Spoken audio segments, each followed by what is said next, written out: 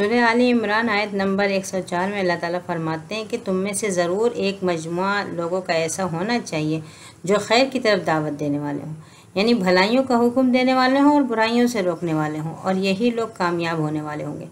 کیوں یہ کہا گیا کہ کچھ لوگ ایسے ہونا چاہیے؟ کیا سب لوگ ایسے نہیں ہو سکتے؟ تو ٹھیک ہے، اگر سب لوگ ایسے نہیں ہو سکتے تو کچھ لوگوں کا ہونا تو بہت ضروری ہے، تبھی تو یہ مجموعہ کامیاب ہوگا۔ اور اگر کوئی نہیں ہوا تو، اگر کوئی بھی ایسا نہیں ہو جو معاشرے میں برائیاں دیکھ کر ٹوکنے والا ہو اور بھلائیوں کا حکم دینے والا ہو، تو کیا ہوگا؟ 15-20 سال پہلے کے ماحول کا تصور کیجئے، جہاں ہر گھر میں، ہر سماج میں، ہر محفل میں کچھ لوگ ایسے ہوتے تھے جن کے ڈر سے لوگ برائیوں سے رکتے تھے اور جو برائیوں کو دیکھتے ہی ٹوک دیتے تھے۔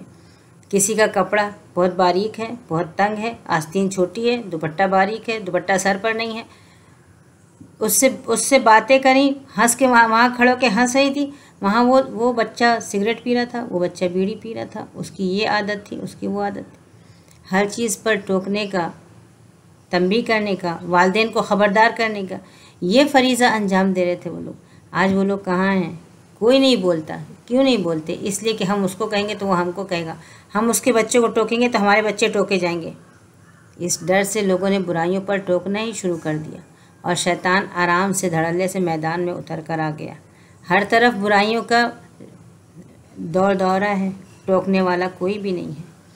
ہم ٹوکنے سے کیوں ڈرتے ہیں؟ اس لیے نہیں کہ وہ ہم کو ہمارا کوئی نقصان ہمیں پہنچا دیں گے، کوئی تکلیف پہنچا دیں گے، ہمارے حصے کی روزی لے لیں گے یا ہمارے مقدر کی عمر کم کر دیں گے، قطعاً نہیں۔ ہمیں ڈر صرف اس بات کا ہوتا ہے کہ ہم ان کو ٹوکیں گے تو وہ ہم کو ٹوکیں گے، ورنہ اللہ تعالیٰ نے خود فرمایا ہے کہ وہ تمہارا مقابلہ نہیں کر سکتے۔ تم بھلائی کے کاموں میں آگے بڑھتے رہو، ان کو ٹوکتے رہو، وہ تمہارا مقابلہ نہیں کر سکیں گے، کیونکہ ذلت اور رسوائی، اللہ تعالیٰ کا غضب ان کے گناہوں کی وجہ سے ان کے اوپر مسلط کر دیا گیا ہے، اور وہ اب اس ذلت اور اس رسوائی سے اور اس مسکنت سے نکل سکتے ہیں کیسے؟ ایک ہی راستہ ہے، اللہ کی کتاب اور اس کے رسول کی سنت کی طرف واپس آ جائیں۔ آج بھی وہ شریعت کی اتباع کرنا شروع کر دیں، آج بھی وہ دین کی تابعداری شروع کر دیں، تو آج بھی ان کی عزت اور کامیابی ان کا مقدر ہوگی۔ اور اگر یہ کام تمام لوگوں نے چھوڑ دیا تو پھر تمام لوگوں کے حصے میں وہ ذلت اور رسوائی آ جائے گی۔